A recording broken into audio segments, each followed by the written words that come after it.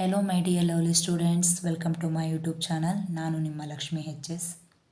ಇವತ್ತಿನ ಈ ಒಂದು ವಿಡಿಯೋವನ್ನು ಯಾರೆಲ್ಲ ಕಮೆಂಟ್ ಬಾಕ್ಸಲ್ಲಿ ತಿಳಿಸಿದ್ರಿ ಅಲ್ವಾ, ಹಿಂದಿ ಪೇಪರನ್ನು ಮಾಡಾಕಿ ಟೀಚರ್ ಅಂತ ಹೇಳಿ. ಸೊ ಅವರಿಗಾಗಿ ನಾನೇನು ಮಾಡ್ತಾ ಇದ್ದೀನಿ, ಈ ಒಂದು ಕ್ಲಾಸಲ್ಲಿ ನಿಮ್ಮ ಎಕ್ಸಾಮಿಗೆ ಬರುವಂತಹ ಪೇಪರ್ 3 ಏನಿದೆ ಅಲ್ವಾ, ಹಿಂದಿ ಪೇಪರು, ಅದರಲ್ಲಿ ಪಾಸಿಂಗ್ ಮಾರ್ಕ್ಸ್ಗೆ ಏನೇನೆಲ್ಲ ಬರುತ್ತೆ ಅನ್ನೋದನ್ನು ನಾವು ಇವತ್ತಿನ ಈ ಒಂದು ವಿಡಿಯೋದಲ್ಲಿ ಡಿಸ್ಕಸ್ ಮಾಡ್ತಾ ಹೋಗೋಣ. ನೆನಪಿರಲಿ ವಿದ್ಯಾರ್ಥಿಗಳೇ, ನಾವೀಗ ಡಿಸ್ಕಸ್ ಮಾಡ್ತಾ ಇರುವಂತಹ ಅಷ್ಟು ಪ್ರಶ್ನೆಗಳು ನಿಮ್ಮ ಈ ಒಂದು ಪರೀಕ್ಷೆಗೆ ಇಂಪಾರ್ಟೆಂಟ್ ಆಗಿರೋವು ಫಿಕ್ಸ್ಡ್ ಕ್ವಶನ್ಸ್ ಅಂತಲೇ ಅಂದ್ಕೊಳ್ರಿ. ಇವಿಷ್ಟನ್ನು ಕಲಿತ್ರೆ ಸಾಕು, ನೀವೇನು ಮಾಡ್ಬೋದು, ಡೆಫಿನೆಟ್ಟಾಗಿ 30ರಿಂದ 35 ಅಂಕಗಳನ್ನು ಪಡ್ಕೋಬೋದು. ನೀವಾಗ ಆರಾಮ್ಸೆ ಈ ಹಿಂದಿ ವಿಷಯದಲ್ಲಿ ಪಾಸ್ ಆಗ್ತೀರಾ. ಹಿಂದಿಯಲ್ಲಿ ಪಾಸ್ ಆಗೋದು ತುಂಬ ಸುಲಭ. ಅದರಲ್ಲೂ ಈಗೇನಿದಾವಲ್ಲ ಫಿಕ್ಸ್ ಕ್ವಶನ್ಸು, ಅವುಗಳ ಮೇಲೆ ಮಾತ್ರ ನೀವು ಗಮನ ಹರಿಸಿ ಅಷ್ಟೇ ಕಲ್ತ್ಕೊಂಡ್ರೆ ಸಾಕು, ಖಂಡಿತ ಪಾಸ್ ಆಗ್ತೀರಾ. ಹಾಗಿದ್ರೆ ಬನ್ನಿ ವಿದ್ಯಾರ್ಥಿಗಳೇ, ನಾವೇನು ಮಾಡೋಣ, ಆ ಇಂಪಾರ್ಟೆಂಟ್ ಕ್ವಶನ್ಸು ಯಾವ್ದ್ಯಾವ್ದಿದೆ ಅನ್ನೋದನ್ನು ನಾವೀಗ ನೋಡ್ತಾ ಹೋಗೋಣ. ಅದಕ್ಕೂ ಮುಂಚೆ ಈ ಒಂದು ವಿಡಿಯೋ ನಿಮಗೆ ಯೂಸ್ಫುಲ್ ಅನಿಸಿದರೆ ಲೈಕ್ ಮಾಡಿ, ಅದೇ ರೀತಿ ನಿಮ್ಮ ಫ್ರೆಂಡ್ಸಿಗೆ ಕೂಡ ಶೇರ್ ಮಾಡಿ, ಈ ಒಂದು ಚಾನಲನ್ನು ತಪ್ಪದೇ ಸಬ್ಸ್ಕ್ರೈಬ್ ಮಾಡಿ ಅಂತ ಹೇಳ್ತಾ ಈಗ ಸ್ಟಾರ್ಟ್ ಮಾಡೋಣ. ನೋಡಿ, 30ರಿಂದ 35 ಅಂಕಗಳನ್ನ ನೀವು ಈಸಿಯಾಗಿ ಪಡ್ಕೋಬೋದು, ಆಯಿತಾ. ಮೊದಲೇದು ಯಾವುದಿದೆ, ಒಂದು ಪೋಯಮ್ ಇದೆ ನಿಮಗೆ, ಕವಿತಾ, ಹೌದಾ, ಮಾತೃಭೂಮಿ ಅಂತ ಹೇಳಿ. ಅದರಿಂದ ನಿಮಗೆ ಡೆಫಿನೆಟಾಗಿ 3 ಅಂಕದ ಒಂದು ಪ್ರಶ್ನೆ ಬಂದೇ ಬರುತ್ತೆ. ಹಾಗಾದರೆ 3 ಅಂಕಕ್ಕೆ ಯಾವೆರಡು ಪ್ರಶ್ನೆಗಳನ್ನ ಓದ್ಕೋಬೇಕು ನೋಡಿ. ಮೊದಲೇ ಪ್ರಶ್ನೆ ಏನಿದೆ, ಭಾರತ್ ಮಾಕೆ ಪ್ರಕೃತಿ ಸೌಂದರ್ಯ ವರ್ಣನ್ ಕೀಜಿಯೇ ಅಂತ ಹೇಳಿ ಇದೆ. ನಾನು ಕ್ವಶನ್ಸ್ಗಳನ್ನು ಹೇಳ್ತಾ ಹೋಗ್ತೀನಿ. ನಿಮಗೆ ರೆಗ್ಯುಲರ್ ಕ್ಲಾಸಲ್ಲಿ ಏನು ಮಾಡಿದ್ದಾರೆ, ನಿಮ್ಮ ಟೀಚರ್ಸ್ ಬರ್ಸ್ಕೊಟ್ಟಿರ್ತಾರೆ, ಆ ನೋಟ್ಸನ್ನು ರೆಫರ್ ಮಾಡಿ. ನನ್ನ ಹತ್ರ ಇರುವಂಥ ನೋಟ್ಸನ್ನು ಕೂಡ ನಾನು ನಿಮ್ಗೆ ಏನು ಮಾಡ್ತೀನಿ, ಇವಾಗ ಕಳಿಸ್ತೇನೆ. ಈ ನೋಟ್ಸು ಅಷ್ಟು ನೀಟಾಗಿಲ್ಲ, ನಿಮ್ಮ ರೆಗ್ಯುಲರ್ ಕ್ಲಾಸಲ್ಲಿ ಬರ್ಸಿರೋ ನೋಟ್ಸನ್ನೇ ರೆಫರ್ ಮಾಡಿ. ಆದರೆ ಯಾರೆಲ್ಲ ನೋಟ್ಸೂ ಇಲ್ಲ ಅಂತಿರಲ್ಲ, ಅವ್ರು ಏನು ಮಾಡಿರಿ, ಇದನ್ನು ಬಳಸ್ಕೊಂಡು ಓದ್ಕೊಳ್ರಿ. ಅದಕ್ಕೆ ಆನ್ಸರ್ ಏನಿದೆ ನೋಡಿ, ಈ ರೀತಿಯಾದಂಥ ಆನ್ಸರ್ ಇದೆ. ಇದನ್ನು ನೋಟ್ ಮಾಡ್ಕೊಳ್ರಿ, ಬರ್ಕೊಳ್ರಿ, ಜೊತೆಗೆ ಕಲ್ಕೊಳ್ರಿ. ಇನ್ನು ಎರಡನೇ ಪ್ರಶ್ನೆ, ಮಾತೃಭೂಮಿಕಾ ಸ್ವರೂಪ್ ಕೈಸೆ ಸುಶೋಭಿತ್ ಹೈ ಅಂತ ಇದೆ. ಇದು ಕೂಡ ಫಿಕ್ಸ್ ಕ್ವಶನ್ ಆಗಿರುತ್ತೆ. ಇವೆರಡರಲ್ಲಿ ಒಂದು ಕನ್ಫರ್ಮ್ ಬಂದೇ ಬರುತ್ತೆ. ಮತ್ತೆ ಹೇಳ್ತಿದ್ದೀನಿ ವಿದ್ಯಾರ್ಥಿಗಳೇ, ಈ ನೋಟ್ಸಲ್ಲಿ ಹ್ಯಾಂಡ್ ರೈಟಿಂಗ್ ಅಷ್ಟು ಚೆನ್ನಾಗಿಲ್ಲ. ನಿಮ್ಮ ರೆಫರೆನ್ಸಿಗಾಗಿ ನಾನು ಹಾಗೆ ಕೊಡ್ತಿರೋದು. ನಿಮ್ಮ ಬೇರೆ ಕಡೆ ನೋಟ್ಸ್ ಸಿಕ್ಕರೆ ಅದನ್ನೇ ಯೂಸ್ ಮಾಡ್ಕೊಳ್ರಿ. ಬಟ್ ಕ್ವಶನ್ಸ್ ಮಾತ್ರ ನೆನಪಿರಲಿ, ಇದೇ ಕ್ವಶನ್ಸನ್ನೇ ನಿಮ್ಮ ಎಕ್ಸಾಮಲ್ಲಿ ಬರೋದು ಫಿಕ್ಸ್ಡ್ ಕ್ವಶನ್ ಅಂತ ಅಂದ್ಕೊಳ್ರಿ. ಇವೆರಡರಲ್ಲಿ ಯಾವುದಾದ್ರು ಒಂದನ್ನು ಕೊಟ್ಟೇ ಕೊಡ್ತಾರೆ. ಎಷ್ಟು, 3 ಅಂಕಕ್ಕೆ. ಇನ್ನು ಮತ್ತೊಂದು ಪೋಯಮ್ ಇದೆ, ಯಾವುದು, ಅಭಿನವ್ ಮನುಷ್ಯ ಅಂತ ಹೇಳಿ. ಅದರಲ್ಲಿ ಕೂಡ 3 ಅಂಕಕ್ಕೆ ನಿಮಗೇನಾಗುತ್ತೆ, ಒಂದು ಪ್ರಶ್ನೆ ಬರುತ್ತೆ, 2 ಕ್ವಶನ್ಸ್ ಇದೆ. ಆ 2 ಕ್ವಶನ್ಸನ್ನು ಸರಿ ಮಾಡಿ ಕಲಿತ್ರೆ ಒಂದು ಕ್ವಶನ್ನು ಫಿಕ್ಸ್. ಯಾವುದಿದೆ, ದಿನಕರ್ ಜಿ ಆಧುನಿಕ್ ಮಾನವ್ ಕಿ ಭೌತಿಕ್ ಸಾಧನ ಕಾ ವರ್ಣನ್ ಕೈಸೆ ಕಿಯಾ ಹೈ ಅಂತ ಇದೆ. ಆನ್ಸರ್ ಏನು ಬರೀತೀರಾ, ಇಷ್ಟು ಆನ್ಸರನ್ನು ನೀವು ಬರೆದ್ರೆ ಸಾಕು, ನಿಮಗೆ ಅಂಕಗಳು ಸಿಗ್ತವೆ. ಇನ್ನು ಅದರಲ್ಲಿ ಎರಡನೇ ಪ್ರಶ್ನೆ ಏನಿದೆ, ದಿನಕರ್ ಜಿ ಕೆ ಅನುಸಾರ ಮಾನವ್ ಕಾ ಸಹಿ ಪರಿಚಯ ಕ್ಯಾ ಹೈ ಅಂತ ಹೇಳಿ ಕೇಳಿದ್ದಾರೆ.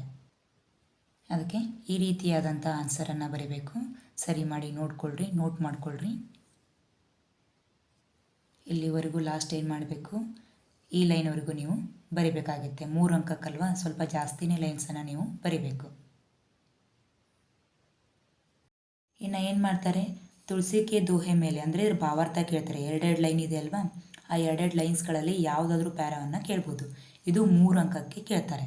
ಹಾಗಾಗಿ ಈ 3 ಕೂಡ ಕೊಟ್ಟಿದ್ದೀವಿ. 3 ಸರಿ ಮಾಡಿ ನೋಡ್ಕೊಂಡ್ರಿ ಅಂತಂದರೆ ಇದರಲ್ಲಿ ಡೆಫಿನೆಟಾಗಿ ಒಂದಂತೂ ಫಿಕ್ಸ್. ಸೊ ಸಾರಾಂಶವನ್ನು ಕೂಡ, ಭಾವಾರ್ಥವನ್ನು ನಿಮ್ಮ ರೆಗ್ಯುಲರ್ ಕ್ಲಾಸಲ್ಲಿ ತರಗತಿಯಲ್ಲಿ ಬರೆಸಿರ್ತಾರೆ, ನೋಡ್ಕೊಳ್ರಿ. ನಾನು ಒಂದನ್ನು ಮಾತ್ರ ಈಗೇನು ಮಾಡ್ತೀನಿ ಹೇಳ್ತಾ, ದೋಹೆಯ ಮೊದಲ 2 ಸಾಲುಗಳ ಭಾವಾರ್ಥ ಈ ರೀತಿ ಇದೆ, ಬರ್ಕೊಂಡು ಇಟ್ಕೊಳ್ರಿ. ಮರಿಬೇಡಿ ವಿದ್ಯಾರ್ಥಿಗಳೇ, ದೋಹೆದಲ್ಲಿ ಯಾವುದಾದ್ರೂ ಒಂದು ಫಿಕ್ಸ್ ಆಗಿ ಕೊಟ್ಟಿರ್ತಾರೆ, 3 ಹೇಳಿರೋದ್ರಲ್ಲಿ, ಅದರಲ್ಲಿ 3 ಅಂಕಕ್ಕೆ ಡೆಫಿನೆಟಾಗಿ ಬಂದೇ ಬರುತ್ತೆ. ಇನ್ನು ಸಮಯಕ್ಕೆ ಪಹಚಾನ, ಇದರಿಂದ 3 ಅಂಕಕ್ಕೆ ಒಂದು ಕ್ವಶನ್ ಬರುತ್ತೆ. ಮೊದಲೇದು ಯಾವುದು, ಮಾನವ್ ಕೆ ಲಿಯೆ ಸುಖ ಕಿ ಪ್ರಾಪ್ತಿ ಕಬ್ ಸಂಭವ ಹೈ ಅಂತ ಇದೆ. ಹಾಗಾದರೆ ಅದಕ್ಕೆ ಆನ್ಸರನ್ನು ಏನು ಬರಿತಾ ಹೋಗ್ತೀರಾ ನೋಡ್ಕೊಳ್ಳಿ. ಈ ರೀತಿಯಾಗಿ ಬರೀಬೇಕು. ಆದರೆ ಇದಕ್ಕಿಂತ ಜಾಸ್ತಿ ಸಾಲುಗಳಲ್ಲಿ ಬರೀರಿ. ಹೇಗಿದ್ರೂ ನಿಮಗೆ ಭಾವಾರ್ಥ ಗೊತ್ತಿರುತ್ತಲ್ವ, ಅಥವಾ ಹೇಗಿದ್ರೂ ಇದ್ರ ಆನ್ಸರ್ ಗೊತ್ತಿರುತ್ತಲ್ವ, ಅದಕ್ಕೆ ನೀವೇನು ಮಾಡಬೇಕು, ಇನ್ನೂ ಒಂದು 2-3 ಲೈನ್ಸನ್ನು ಸೇರಿಸಿ, ಅಥವಾ ಕನ್ನಡದಲ್ಲಿ ಗೊತ್ತಿದ್ರೆ ಆ ಕನ್ನಡನೇ ಹಿಂದಿಗೆ ಟ್ರಾನ್ಸ್ಲೇಟ್ ಮಾಡಿ ಬರೆದ್ರೂ ಕೂಡ ಏನು ಮಾಡ್ತಾರೆ, ಹಿಂದಿಯಲ್ಲಿ ಆರಾಮ್ಸೆ ಮಾರ್ಕ್ಸ್ ಕೊಡ್ತಾರೆ. ಇನ್ನು ಅದರಲ್ಲೇ ಎರಡನೇ ಪ್ರಶ್ನೆ ಇದೆ ಅಲ್ವಾ, ಸಮಯ ಕಾ ಸದುಪಯೋಗ ಕೈಸೆ ಕರ್ನಾ ಚಾಹಿಯೆ ಅಂತ ಹೇಳಿದೆ. ಅದಕ್ಕೂ ಕೂಡ ಆನ್ಸರ್ ಈ ರೀತಿ ಇದೆ ನೋಡಿ. ಇಷ್ಟೇ ಬರಿಬೇಡಿ, ಇದಕ್ಕಿಂತ ಒಂದು 3-4 ಲೈನ್ಸನ್ನು ಜಾಸ್ತಿಯಾಗಿ ಸೇರಿಸಿ ಬರೀರಿ. ಇವೆರಡರಲ್ಲಿ ಒಂದು ಕ್ವಶನ್ನು ಫಿಕ್ಸ್ ಆಗಿರುತ್ತೆ. ಇನ್ನು ಈ ಕರ್ನಾಟಕ ಸಂಪದ ಇದರಿಂದ 3 ಅಥವಾ 4 ಅಂಕಗಳಿಗೆ, ಕೆಲವೊಂದು ಸಾರಿ 3 ಅಂಕ ಕೇಳ್ತಾರೆ, ಕೆಲವೊಂದು ಸಾರಿ 4 ಮಾರ್ಕ್ಸಿಗೆ ಕೂಡ ಕೇಳ್ತಾರೆ. ಏನು ಕೇಳ್ತಾರೆ, ಮೊದಲೇ ಪ್ರಶ್ನೆ ಏನಿದೆ, ಕರ್ನಾಟಕಕ್ಕೆ ಪ್ರಾಕೃತಿಕ ಸೌಂದರ್ಯ ವರ್ಣನ್ ಕೀಜಿಯೆ ಅಂತ ಹೇಳಿ ಕೇಳ್ತಾರೆ. ಅದಕ್ಕೆ ಈ ರೀತಿಯಾದ ಆನ್ಸರನ್ನು ಬರೀಬೇಕಾಗತ್ತೆ. ಅದರ ಎಕ್ಸ್ಟೆಂಡೆಡ್ ಪಾರ್ಟ್ ಇನ್ನೂ ಇದೆ. ಈ ರೀತಿಯಾಗಿ ಇದೇ ವೇದಲ್ಲಿ ನೀವೇನು ಮಾಡಬೇಕು, ಉತ್ತರಿಸಬೇಕಾಗಿರುತ್ತೆ. ಆಮೇಲೆ ಇದಕ್ಕಿಂತ ಇನ್ನೂ ಹೆಚ್ಚಾಗಿ ನೀವು ಬರಿಬೇಕು. ಇನ್ನು ಅದರಲ್ಲಿ ಎರಡನೇ ಪ್ರಶ್ನೆ ಏನಿದೆ, ಕರ್ನಾಟಕಕ್ಕೆ ಶಿಲ್ಪಕಲಾಕ ಪರಿಚಯ ದೀಜಿಯೆ ಅಂತ ಹೇಳಿ ಇದೆ. ಅದಕ್ಕೂ ಕೂಡ ನೀವೇನು ಮಾಡಿರಿ, ಈ ಥರದ್ದೇ ಆನ್ಸರನ್ನು ಬರೀರಿ. ಸ್ವಲ್ಪ ಜಾಸ್ತಿ ಲೈನ್ಸಲ್ಲೇ ಬರೀರಿ. ನೆನಪಿರಲಿ, ಇದು 3-4 ಅಂಕಕ್ಕೆ. 4 ಅಂಕ ಕೇಳಿದರೆ ಜಾಸ್ತಿನೇ ಬರೀಬೇಕಾಗತ್ತೆ. ಒಂದು ಕ್ವಶನ್ನು ಡೆಫಿನೆಟ್ ಆಗಿ ಇದ್ದೇ ಇರುತ್ತೆ. ನೀವು ಇದನ್ನು ಕಂಪಲ್ಸರಿ ಕಲ್ತ್ಕೊಳ್ರಿ. ಇನ್ನು ನೆಕ್ಸ್ಟ್ ನೋಡಿ, ಇನ್ನು ಮತ್ತೆರಡು ಕ್ವಶನ್ಸ್ ಸ್ಕಿಪ್ ಆಯಿತು. ಇದರಲ್ಲಿ ನೋಡಿರಿ, ಬಸಂತ್ ಕಿ ಸಚ್ಚಾಯಿ, ಇದರಿಂದ ಕೂಡ 3-4 ಅಂಕಕ್ಕೆ ಒಂದು ಕ್ವಶನ್ ಡೆಫಿನೆಟ್ ಆಗಿರುತ್ತೆ. ಯಾವ ಕ್ವಶನ್ನು, ಮೊದಲೇದು ಬಸಂತ್ ಇಮಾನ್ದಾರ್ ಲಡ್ಕಾ ಸಕ್ತಾ ಹೈ ಕೈಸೆ ಅಂತ ಹೇಳಿ ಕೇಳಿದ್ದಾರೆ. ಅದಕ್ಕೆ ಉತ್ತರವನ್ನು ಏನು ಬರೀತೀರಾ, ಅದಕ್ಕೆ ಈ ರೀತಿಯಾದ ಕಂಪ್ಲೀಟ್ ಉತ್ತರವನ್ನು ನೀವೇನು ಮಾಡಿರಿ, ಬರೀರಿ. ಯಾಕಂದರೆ 4 ಮಾರ್ಕ್ಸಿಗೆ ಕೇಳಿದರೆ ಜಾಸ್ತಿ ಲೈನ್ಸ್ ಬರಿಬೇಕಾಗತ್ತೆ. ಸೊ ಅಷ್ಟನ್ನು ನೋಟ್ ಮಾಡಿಕೊಂಡು ಕರೆಕ್ಟಾಗಿ ಬರ್ಕೊಳ್ರಿ. ಇನ್ನೂ ಇದೆ ಕೊನೆಯದಾಗಿ ಇಲ್ಲಿವರೆಗೂ. ಅದರಲ್ಲೇ ಮತ್ತೊಂದು ಕ್ವಶನ್ ಇದೆ. ಇವೆರಡರಲ್ಲಿ ಯಾವುದಾದ್ರು ಒಂದು ಕೇಳ್ತಾರೆ. ರಾಜಶೇಖರ್ಗೆ ಮಾನವೀಯ ವ್ಯವಹಾರಕ್ಕೂ ಪರಿಚಯ ದೀಜಿಯೆ ಅಂತ ಹೇಳಿ ಕೇಳ್ತಾರೆ. ಅದಕ್ಕೂ ಕೂಡ ನಿಮ್ಮ ನೋಟ್ಸನ್ನು ಇಷ್ಟನ್ನು ನೀಟ್ ಮಾಡಿ ಬರ್ಕೊಳ್ರಿ ಕಂಪ್ಲೀಟಾಗಿ.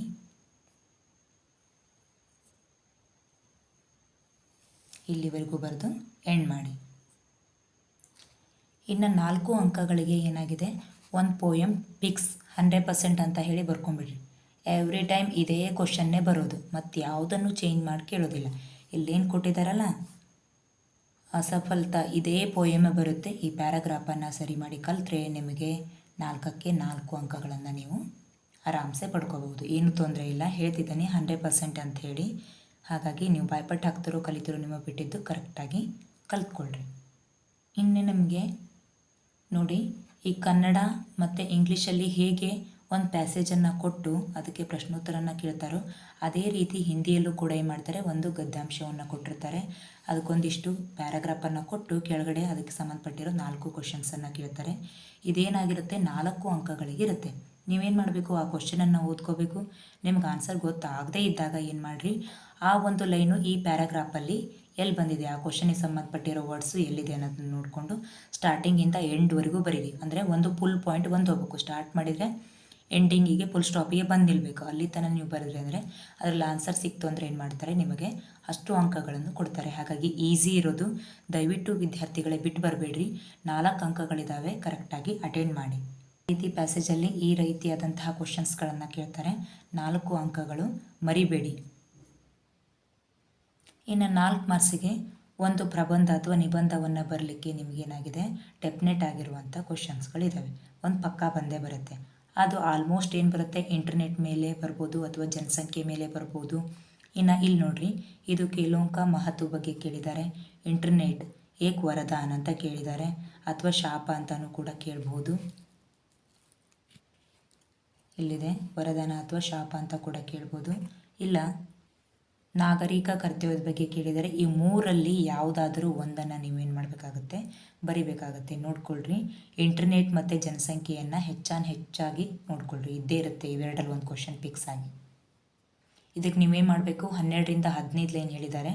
ನೀವು ಹೆಚ್ಚು ಕಡಿಮೆ ಅಷ್ಟು ಬರೆದ್ರಿ ಅಂದರೆ 4 ಅಂಕಗಳು ಯಾರು ನಿಮ್ಮದಾಗ್ತವೆ. ನೆನಪಿರಲಿ, ನಿಮಗೆ ಹಿಂದಿಲಿ ಬರೋದಿಲ್ಲ ಅಂತಂದರೂ ಕೂಡ, ಏನೂ ಗೊತ್ತಿಲ್ಲ ಅಂದರೂ ಕನ್ನಡದಲ್ಲಾದರೂ ಗೊತ್ತಿರುತ್ತಲ್ವ, ಎಸ್, ಆ ಕನ್ನಡನೇ ಹಿಂದಿ ಟ್ರಾನ್ಸ್ಲೇಟ್ ಮಾಡಿ ಬರೀರಿ, ನಿಮಗೆ ಮಾರ್ಕ್ಸ್ ಕೊಡ್ತಾರೆ. ಇನ್ನು 5 ಮಾರ್ಕ್ಸಿಗೆ ಡೆಫಿನೇಟ್ ಆಗಿ ಏನಿರುತ್ತೆ, ಎಸ್, ಒಂದು ಪತ್ರ ಇದ್ದೇ ಇರುತ್ತೆ. ಅದರಲ್ಲಿ ಒಂದು ಚುಟ್ಟಿ ಪತ್ರ ಇರುತ್ತೆ, ಮತ್ತೊಂದು ಈ ರೀತಿಯಾದಂತಹ ಪತ್ರ ಇರುತ್ತೆ. ನೀವು ಆಲ್ಮೋಸ್ಟ್ ಏನು ಮಾಡ್ಕೊಳ್ರಿ, ಚುಟ್ಟಿ ಪತ್ರವನ್ನು ಸೆಲೆಕ್ಟ್ ಮಾಡ್ಕೊಳ್ರಿ. ಏನು ಕೇಳಿರ್ತಾರೋ ಅದೇ ರೀಸನ್ ಹಾಕಿ ಸರಿಯಾಗಿ ಸ್ಟೆಪ್ ವೈಸ್ ಬರೀರಿ. ಪ್ರತಿಯೊಂದು ಸ್ಟೆಪ್ಪಿಗೂ ಕೂಡ ಮಾರ್ಕ್ಸ್ ಇದೆ. ನಿಮ್ಮ ತರಗತಿಯಲ್ಲಿ ಬರೆಸ್ಕೊಟ್ಟಿರ್ತಾರೆ ಪತ್ರ ಹೇಗೆ ಬರೆಯೋದೊಂದು ರಜಾಪತ್ರನ. ಹಾಗಾಗಿ ಆ ರಜಾಪತ್ರನ ಚೂಸ್ ಮಾಡಿಕೊಂಡು ಸ್ಟೆಪ್ ವೈಸು ಕರೆಕ್ಟ್ ಮಾಡಿ ಬರೀರಿ. ಯಾವ ಸ್ಟೆಪ್ಪನ್ನು ಮಿಸ್ ಮಾಡಬೇಡ್ರಿ. ನೀವು ಕರೆಕ್ಟಾಗಿ ಬರೆದ್ರೆ 5 ಅಂಕಗಳು ಕೂಡ ಏನು ಮಾಡ್ತಾರೆ, ಕೊಡ್ತಾರೆ. ಬಿಟ್ಟು ಬರೋ ಹಾಗಿಲ್ಲ. ಈಗ ಹೇಳಿರೋಷ್ಟು ಕ್ವಶನ್ಸನ್ನು ಯಾವುದನ್ನು ನೀವು ಬಿಟ್ಟು ಬರಬಾರ್ದು. ಇನ್ನು ನೆನಪಿರಲಿ ವಿದ್ಯಾರ್ಥಿಗಳೇ, ಅನುವಾದ ಮಾಡಲಿಕ್ಕೆ ಕೊಡ್ತಾರೆ. ಅದು ನಿಮ್ಮ ಗದ್ಯ ಭಾಗದ್ದೇ ಯಾವುದಾದ್ರೂ 3 ಲೈನ್ಸ್ ಆಗಿರ್ತವೆ. ಅದನ್ನು ಕರೆಕ್ಟ್ ಮಾಡಿ ನೀವೇನು ಮಾಡಬೇಕು, ಅನುವಾದ ಮಾಡಬೇಕು. ಲಿಂಗ, ಕಾಲ, ವಚನ, ನಾಮಪದ ಅವುಗಳ ಆಧಾರದ ಮೇಲೆ ಅವುಗಳಿಗೆ ಅರ್ಥ ಕೆಡದಂತೆ ನೀವೇನು ಮಾಡಬೇಕು, ಅನುವಾದವನ್ನು ಮಾಡಬೇಕಾಗತ್ತೆ. ಇನ್ನು ಇದನ್ನು ಏನು ಮಾಡ್ತಾರೆ, 1 ಅಥವಾ 2 ಅಂಕಗಳಿಗೆ ಕೆಲವೊಂದು ಸಾರಿ ಕೇಳ್ತಾರೆ, ಹೆಚ್ಚು ಕಡಿಮೆ ಆಯಿತಾ. ಇನ್ನು ನೋಡಿರಿ, ಪ್ರೇರಣಾರ್ಥಕ ಕ್ರಿಯಾಪದ, ಇದರಲ್ಲೂ ಕೂಡ ಏನು ಮಾಡ್ತಾರೆ, 1 ಮಾರ್ಕ್ಸಿನ ಕ್ವಶನ್ನು ಡೆಫಿನೆಟ್ ಆಗಿ ಇದ್ರ ಮೇಲ್ಗಡೆ ಇರುತ್ತೆ.